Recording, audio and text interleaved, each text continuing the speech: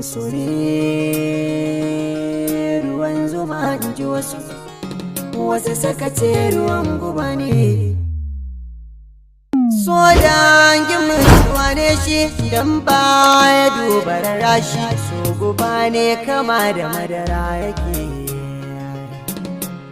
Shi masoyi yana da gaggawa, buri na yayi wasu kawa, shi kuma so kama da kura yake. So bai san wata kara ba, ba zai iya raga wa kowa ba, kullum tanadin kushewa yake. So ɗan baduwa akan gulbi, kowa bai ganin shi da aibi, ni masa hannuwa duk muke. Shi so akwai yawan tsawa, gashi zai yi saka ka gaggawa, shi ma na ga sanya a ruwa yake.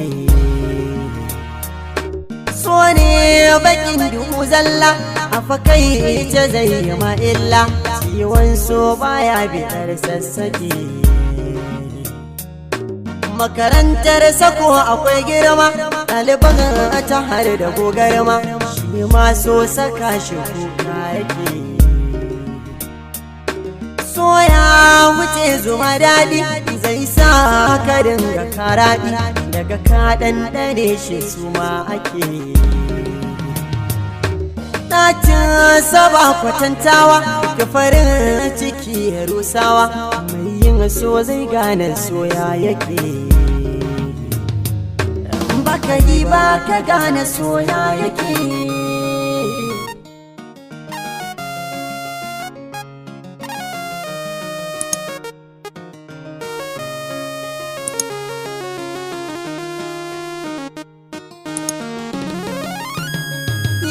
So bai kyale makafi ba, ba a za a ya bar guragu ba, domin so akwai tilin fuffuke.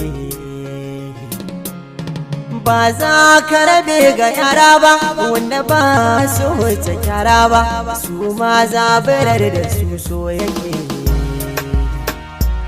Na ji masoya ba su san kalmar rabewa, inda sabo sai kamata yo gamewa.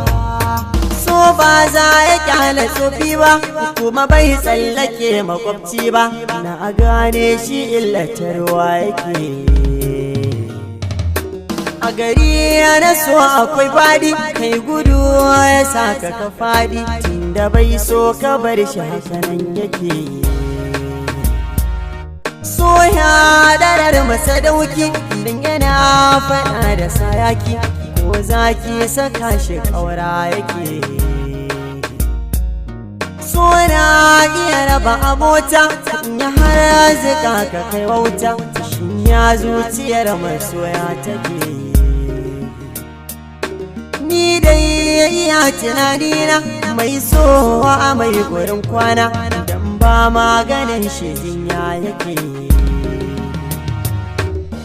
Guguwar shi ta taso, ka tashi kuwa da ba ka so, ka biye masa toshe kunne yake.